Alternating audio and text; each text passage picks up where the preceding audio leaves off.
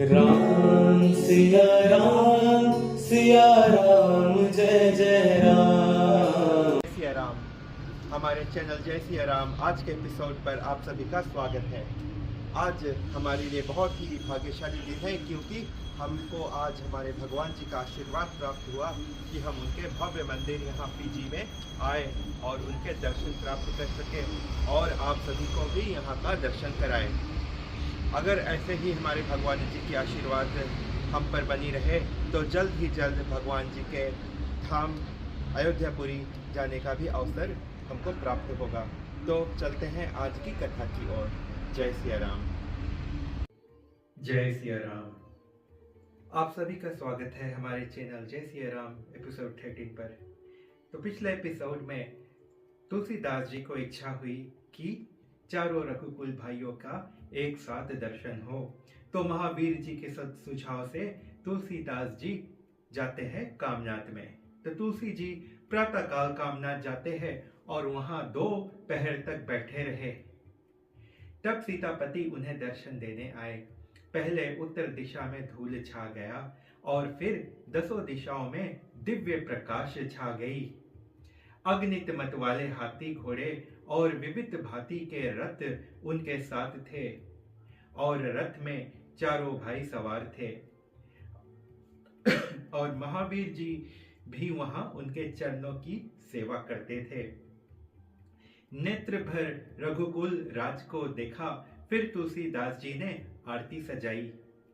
रघुवीर जी ने तब स्वयं तुलसीदास जी के शीश पर हाथ धरा। साक्षात दर्शन हुए, पर यह भेद किसी को ना विवित हुआ। इस प्रकार तुलसीदास जी ने महावीर जी के सहायता से प्रत्यक्ष श्री राम जी का दर्शन पाया और जगत में सुयश छा गया। मतलब कि उनकी महिमा सभी ओर चर्चा का विषय बनने लगा और वे जगत में दिन प्रतिदिन और भी प्रसिद्ध होते गए। एक बार पुनः तुलसीदास जी चित्रकूट से वापस काशी को गए। जैसे जैसे प्रसिद्ध होते गए वैसे ही प्रतिदिन मनुष्यों के भीड़ एकत्रित होने लगी। यहाँ तक राजा भी आके उनके चरणों में नतमस्तक होते थे। कुछ दिन काशी में बिताए जहाँ उन्होंने सत्संग आदि किए। तब तुलसीदास जी ने यह निर्णय लिया कि अब हम यहाँ से अयोध्या के लिए प्रस्थान करते हैं। अयोध्या जो उनके प्रभु श्री राम जी के नगरी। तो अगले एपिसोड में हम चलेंगे तुलसीदास जी के साथ अयोध्या। तब तक के लिए जय सिया राम। जय Siya Ram. We welcome you all to our episode 13 on our channel Jai Siya Ram. So early morning, Tulsidas ji goes to Kamnath and waits.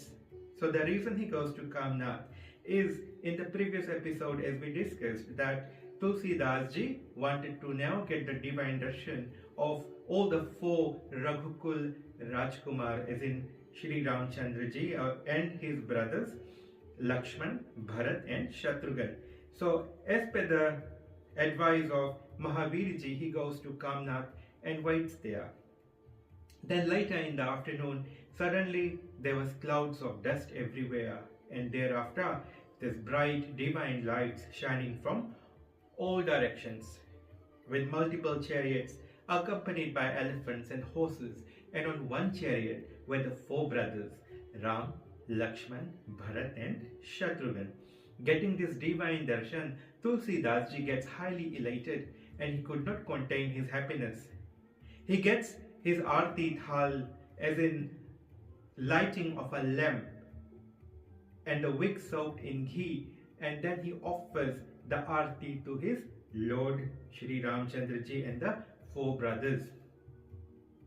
Tulsidas ji was very fortunate that he got the divine darshan of Lord on multiple occasions, that too in the current era called Kali Yuga, where the darshan of Lord is almost impossible. From here, Tulsidas ji returns to Kashi, as in he was in Chitrakoot, so from Chitrakoot he then goes to Kashi. Tulsidas ji's divine journey and attainment started to become known to the world. and within no time he started to become well known and famous. People in big crowds started gathering and trying to get a sight of this famous personality. Then after doing satsang and discourses in Kashi, Tulsidas ji once again goes on a journey, and this time he decides to go to Ayodhya, as in his Lord city. Until the next episode, Jai Siya Ram, and in the next episode we will invoke in the journey with Tulsidas ji to Ayodhya.